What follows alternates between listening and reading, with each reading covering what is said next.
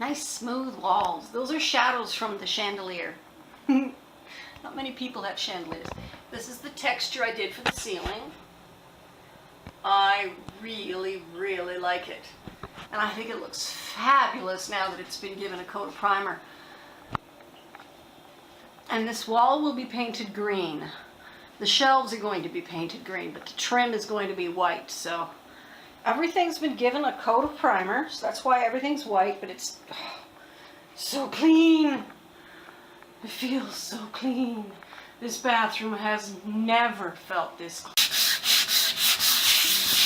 You see it? You sand it. It's going to show up in the final project.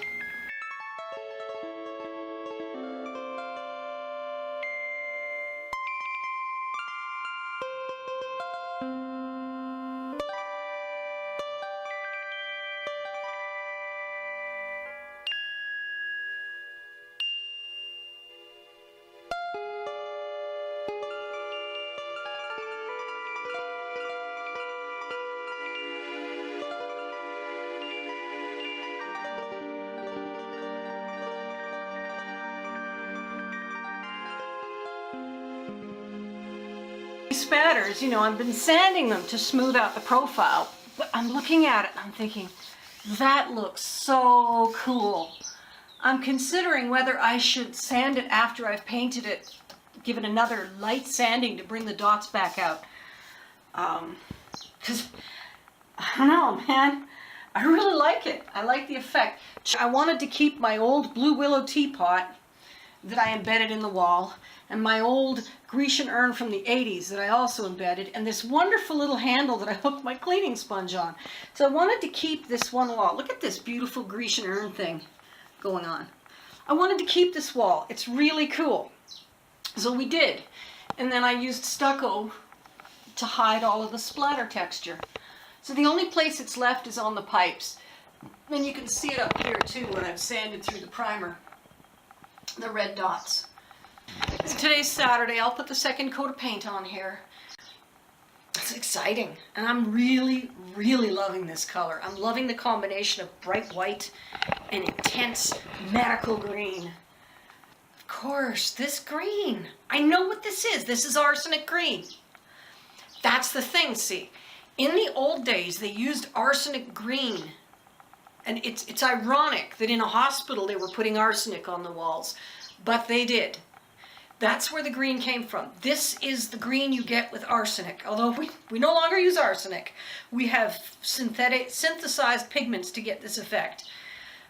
But the thing was that the arsenic caused the death of germs in the environment because, of course, it's a deadly poison. It caused the death of people too, but much more slowly.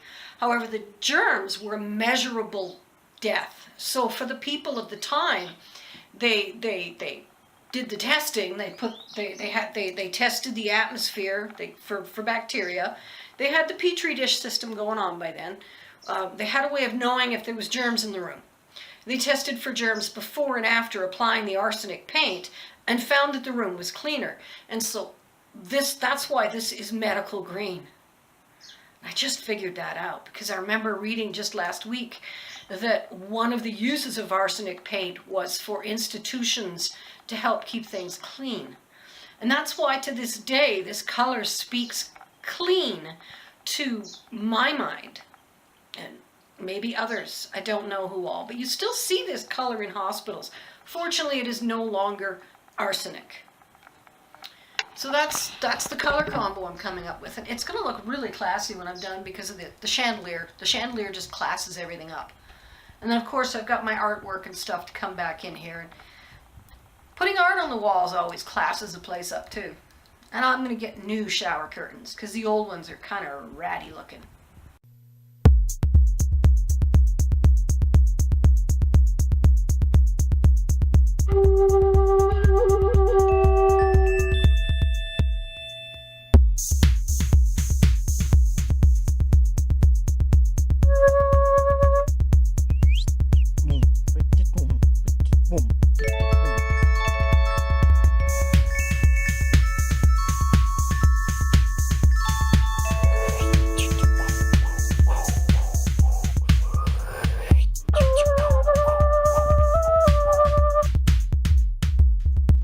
Here's where all the trim is at.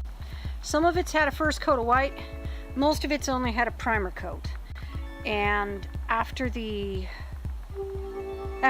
we'll all have had a first coat of white because I'm about to put another coat of white where I can. And then tomorrow I'll coat it again. Meanwhile, someone out here has been nomming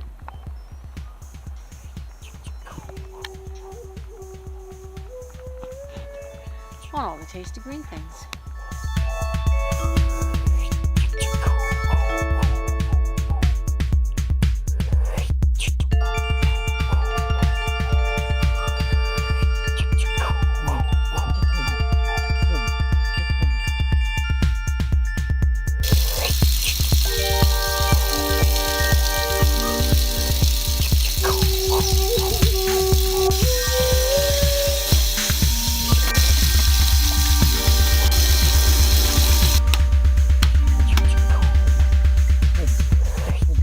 First coat of white is on. I did the closet. I did the... Don't touch that. Isn't this beautiful? Dan's warning me not to touch the wet paint. I just did the final coat on the door.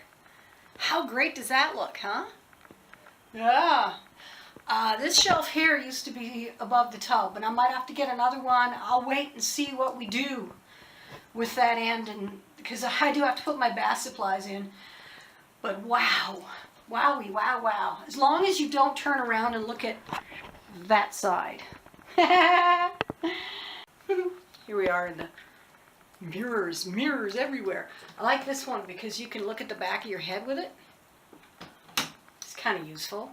This one's for brushing your teeth because the sink will be here. Hi.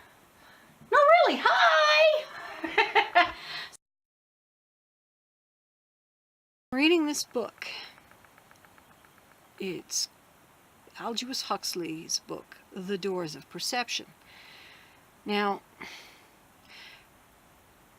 there's only two things I knew about this book. One, that it's a hippie backbone, a hippie staple, that the hippies are into it. And two, that Jim Morrison and his friend named their band The Doors after this book. And I never really thought much about it, and then I saw it sitting on the shelf at my friend's funeral. And I was wanting to connect with my friend. I decided it's time to read The Doors of Perception. And I stopped midway in my fantasy novel reading to switch to this. I did not know that it's basically just him introducing us to peyote. But the funny thing is, he wrote this book to people who have never done psychedelics. And yet I have done multiple times. I have done psychedelics, and I've done every type of psychedelic. It's really different reading a book like this, already knowing the experiences, and comparing his description to my own memories. In my first time doing mescaline, I was in the basement and watched cartoons form in the grain of... When you hallucinate, that's like pareidolia on overdrive. And so the wood grain started to shift and to move, and my brain started to make pictures out of it. And it was quite wonderful I was painting in colors, a waking dream. And then I went upstairs to the cats. My cat had had kittens, and they were about, 3 weeks old. Their eyes were just beginning to open. And I just lay on the bed next to the box of suckling kittens and became one with the cat family and felt like I was one of them. Felt as if I knew exactly how those kittens felt. And here was the other really cool part, and this is where Huxley is going to go on at length, I am certain, because for him it was a real awareness shift, a real awakening, was my sense that the filter that separates my energy awareness from your energy awareness, from the energy of the things around me, had been stripped. That I was capable of perceiving the energetic connection between myself and all animate and inanimate objects around me. The life of the universe was perceptible to me on mescaline. And this has been repeatedly the thing, when I read Carlos Castaneda's, again, these people all talk about and Buddhists as well, those who meditate their way to awareness, also talk about understanding, about being able to actually perceive the electrical, the electromagnetic, if you will, they call it spirit. You can call it energy. Everyone calls it energy. Other people call it the energy of the spirit. I like to call it the electromagnetic radiation because that's something that our instruments can register, and so it's something that non-spiritual people can fathom. And the funny thing is, once you have opened those doors of perception, as Aldu has called them, you know where the doorknob is. And you can go open it all anytime you like. And it doesn't open, you don't step through. In order to step through, you got to take some more drugs or do some really heavy meditating. But you can open it and stand at the doorway and remember everything and apply it to the current moment. So just talking about it, I've become once more completely enmeshed in the web of the energy around me, and remembering the euphoria that comes with the sense of placeness and purpose.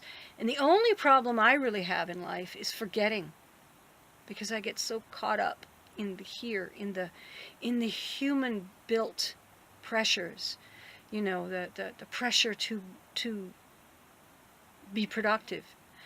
I get caught up in that and I forget.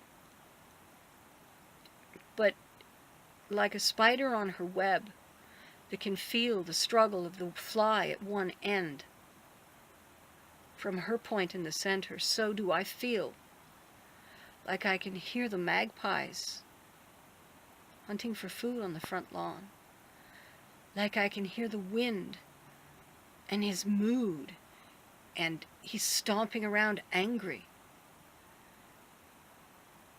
and I can talk to them, but not in the sense that I'm talking to you, more in the sense that I can connect mentally and understand their point of view for a moment, and from that understand how they're feeling and what the problem is or isn't, what's right, what's wrong, where we're all at.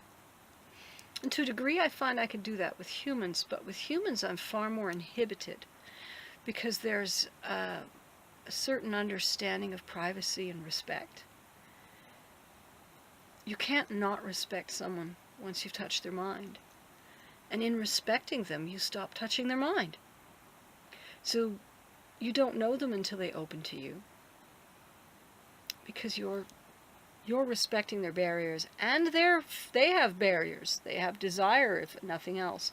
Your will is a strong force. And so they don't want you in their head, and you don't go in their head. And then they invite you in their head. They tell you their story. They open to you. And then everything you need to know about them comes flooding in because you're psychic. And it's not their stories that you hear, it's their knowing, it's who they are. And then you back off again because You understand them now, and with understanding comes respect and affection to some degree. Understanding does breed respect, and in that respect you stop jumping in their head. See, this is why, as a psychic, you don't walk around reading minds. Get a cute little story for you. Thursday, I processed all the chicken thighs that I was using for the chili because they're store-bought, and I bought them on Monday, and I was concerned that by Thursday they were getting a little old. Although they'd been in the fridge the whole time, and their best before date was September 18th. What? September 18th. There's no way in my mind that fresh meat like that is going to last 2 weeks in the store, in the fridge at all.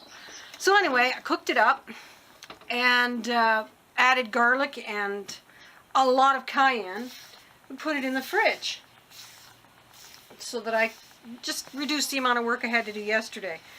And I'm glad I did, because it took me a couple of hours to do it all, to cut it and cook it. And I was so beat as it was yesterday. I couldn't get any bathroom work done. And today I'm so stiff and sore because of it. So, I go out after I put it in the fridge, and then I have something to eat, and then I take off. There's noise outside. It's people with bikes dragging. Yeah, I don't know. So the dog's barking. Editing work to be done. So I put it in the fridge, and I go off to the store to pick up some fresh onion, because I realized, I gotta have onion in this chili. And gosh darn it, I should have some hot peppers as well. And I'd have no dried chilies. I mean, the only spice I had in the house was Szechuan sauce or sriracha sauce and cayenne. That does not a flavorful chili make. You need some actual chilies for one thing. So I ran out to the store to get that stuff. When I come back, Dan's got one of these bowls filled with the little cubed spiced chicken that I had fried. I mean, that stuff is not, I put enough cayenne in there to flavor the whole pot of chili, okay? And he's trying to eat it, and he's like, oh, I like the flavor, but I think it's going to kill me. I was so speechless with shock, because it just had never occurred to me that he would eat it. I mean, if I don't point out stuff in the fridge, he doesn't generally touch it. And here he's gone and opened it up and dished out a massive bowl of what's verging on poison hot. I just, no, I just kept saying no. And I walked up and I took it from him. That's not food, no. And he was confused, because he could tell it's food. And I said, no, this is the meat for the chili, I finally said, and took it away and put it back. And as it is, the chili is too hot, because I put in too much. I put in 4 jalapenos. What else was I to do with them? I put in a bunch of fresh green pepper, because, fresh green pepper is black peppercorns before they're dried.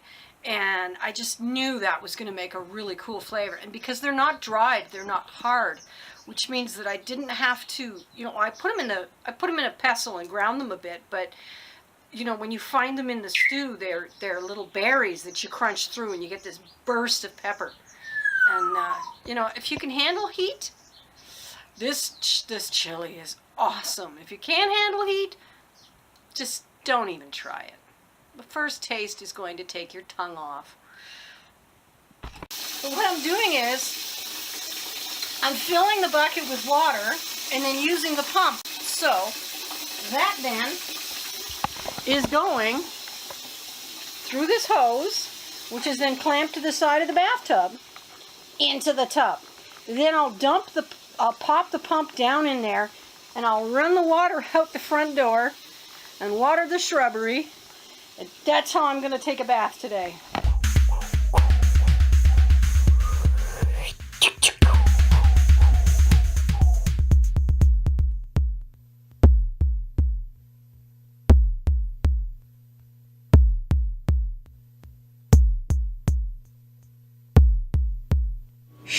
I cannot make an omelet. Now this is 4 eggs, and in this case, I guess, I don't know, I made too much filling or stuffing. But I don't want to waste half of it, so I just dumped it on anyway. So it's not an omelet. I don't know what it is, but we'll tasty. We'll eat it anyway. I need to make it cook a while. My car is stuck. You can vaguely see a cord running under there. There's a trickle charger on the battery to try and charge the battery because it's behaving like it's got a dead battery, but why, I don't know. It flatlined so bad the radio went into anti-theft mode. Now it's stuck in the driveway, in the backyard. I can't push it up that incline. There's nobody to ask for help. Nobody but a couple of cats that won't stay out of my yard.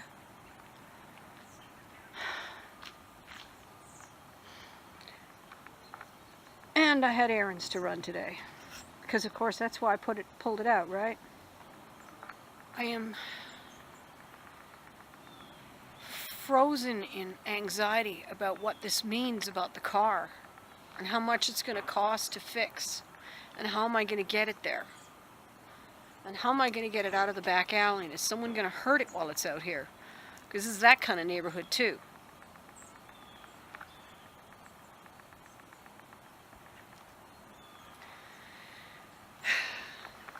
Sunshine! Who's got sunshine? Oh, it's perfect. It's so perfect and sunny. Oh, yes. See, I'm hiding in your little basket. Yeah. Sleepy in the sun. Put the wood stove in. That's working good. Just had a fire. I'm going to go back inside. But yeah. Stir up what's left of those coals in there.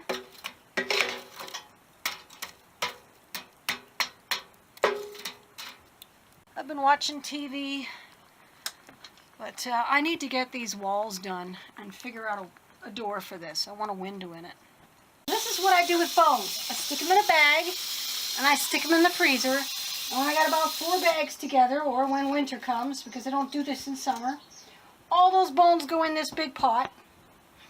And I boil it for 3 to 5 days. 3 minimum, 5 maximum. After 5 days it starts to go funny tasting and I don't like it. It has to be kept on a simmer. If it drops below a simmer it gets wrecked.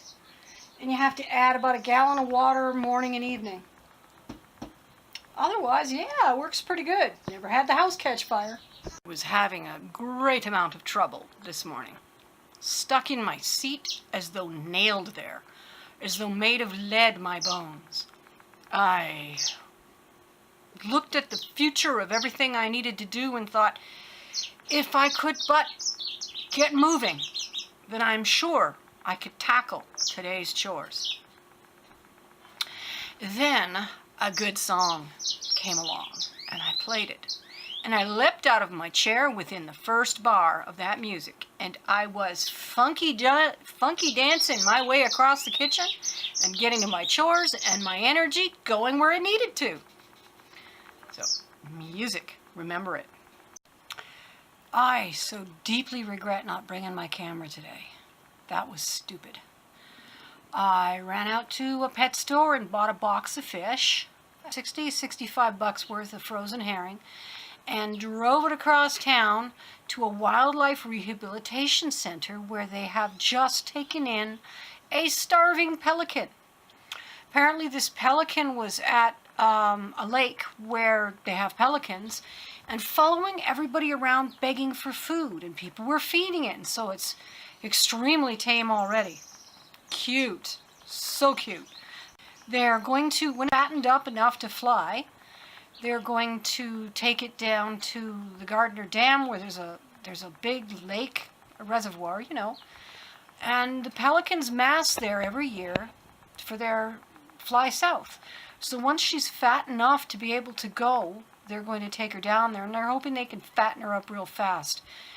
it's late in the season. They really got to fatten her up in a hurry. So I felt good doing that.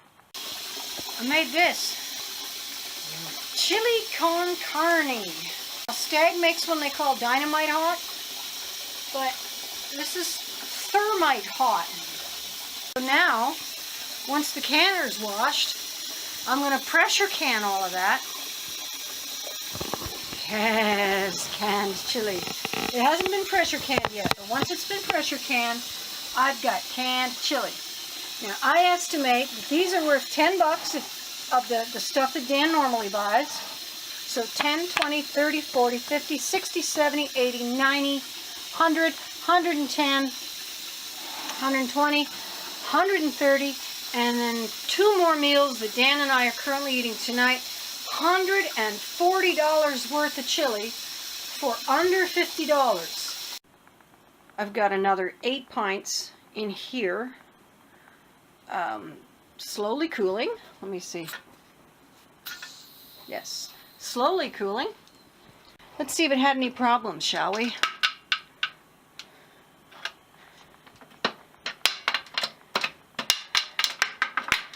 Ah, there you go. 1, 2, 3, 4, 5 pints and 4 half pints. And it doesn't look like I had any spill out. So it's very likely that the whole shebang will seal up beautifully. Yesterday, I managed to process these cans of thermite hot chili. It's not dynamite hot. This is dynamite hot. It is merely tasty. It is at that point where people with ulcers go, maybe I shouldn't eat it. This is thermite hot. It's at that point where people who say they love hot stuff express that it's a challenge. Got a cute little story for you. Thursday, I processed all the chicken thighs that I was using for the chili. So anyway, I cooked it up and added garlic and a lot of cayenne and put it in the fridge so that I just reduced the amount of work I had to do yesterday. I go out after I put it in the fridge, and then I have something to eat, and then I take off. So I put it in the fridge, and I go off to I come back. Dan's got one of these bowls filled with the little cubed spiced chicken that I had fried. I mean, that stuff is not. I mean, I put enough cayenne in there to flavor the whole pot of chili, okay? And he's trying to eat it. And he's like, oh, I like the flavor, but I think it's going to kill me. I was so speechless with shock because it just had never occurred to me he would eat it. I mean, if I don't point out stuff in the fridge, he doesn't generally touch it. And here he's gone and opened it up, dished out a massive bowl of what's verging on poison hot. I just, no, I just kept saying no. And I walked up and I took it from him.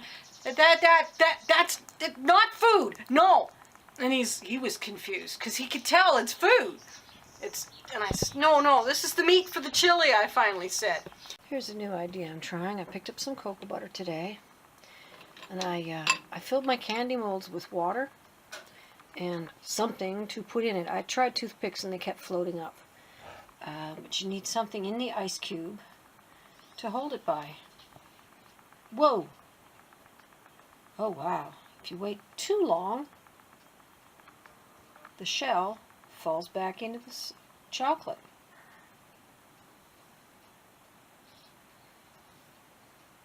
It's making candy shells. You see? This one's had the ice taken out of it. So then I'll chill them and I fill them. So